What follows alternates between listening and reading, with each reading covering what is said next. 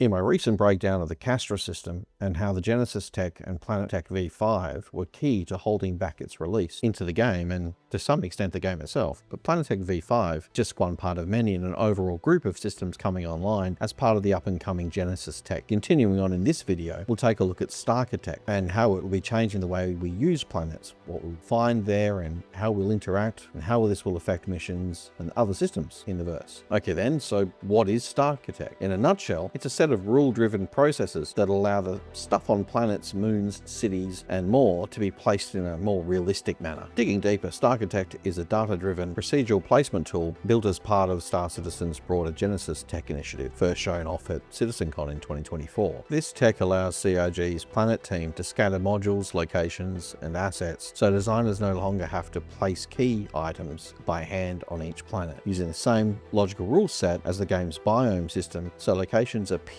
where they make sense. While it is a procedural system, it's best to think of it as less a generate random stuff and as more of a set of rules to populate planetary objects and lunar surfaces, with the final goal of object placement being that of locations, objects, and planetary features will all feel correct based on each biome, zone, or cluster of existing objects.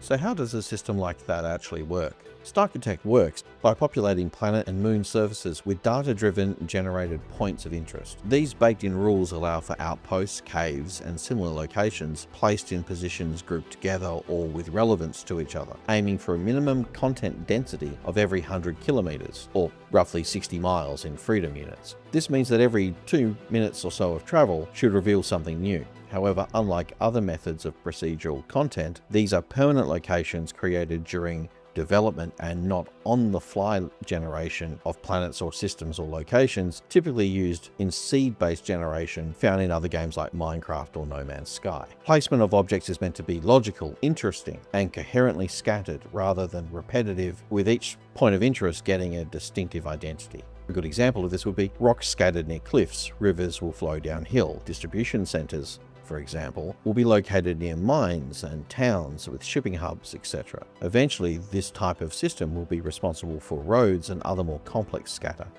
The mechanics involved can be broken down into a few key systems. Firstly, we have modular assembly. Elements of pre-existing locations get modularized into a library of layouts. Buildings and assets can be recombined in many different configurations, depending on the context. For example, a mining post generating near ore deposits or with matching power facilities and hubs, or a derelict ship spawning near an AA turret. Crash Capital Rex would have a microenvironment set up as part of reclamation. Outposts will be placed with reason to be there, such as mines, water sources, or if controlled by outlaw factions, near transport routes or shipping hubs. Logical clustering is the placement of modular objects coherently connected, groups of points of interest that can be generated together in a sensible cluster, with CIG's own example of this being mining and distribution chain, a distribution center feeding 3 forward operating bases which cover small mining facilities. Sector identity is when clusters of structures form what CIG calls a sector, each with its own identity based on nearby resources, legality, and geography. The point of this is not to have random generation, so you don't get mismatching assets being generated near each other, so no cactus farms on a snowfield. StarSim connectivity is when the data-driven missions can be generated by StarSim directly from these points of interest, meaning missions can spawn organically at locations Starker Tech creates rather than every mission being hand-placed by designers. I've previously covered StarSim as part of my subsumption video, but it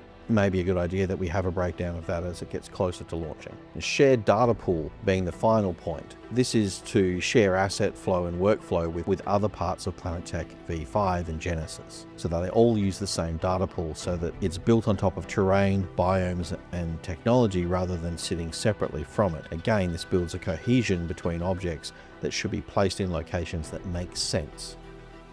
What does this give us? What does it do for the game on delivery? To start with, it ends the empty planet problem. Star Citizen's moons and planets have long felt sparsely populated relative to their size. Starker Tech is CIG's answer to filling that space believably, but most importantly, rapidly. Content at scale. Thousands of points of interest can be generated across the surface. While not impossible to do by hand, it would be impractical for a human-level design team to place individually across every moon and every system. In the timeframes we have for the game's development. Emergent gameplay, combined with the StarSim and Subsumption AI, populations at these generated locations can dynamically create interactions based on various data inputs. So the challenge you face depends on factors like which NPCs are actually present, the time of day, the environment, what's happening in the area around, pirate NPCs, current events, and even reputation. Starchitect also feeds into future interior work. Gameplay-focused interior layouts for buildings, landing zones are all being designed with Starchitect in mind, built modularly so that they can plug into the same procedural system. In my Terra video, I briefly mentioned the possibility of Terra Prime being the first real city in the game when compared to current landing zones. This is only possible when we see the combined systems of Starchitect, StarSim, and Subsumption at work.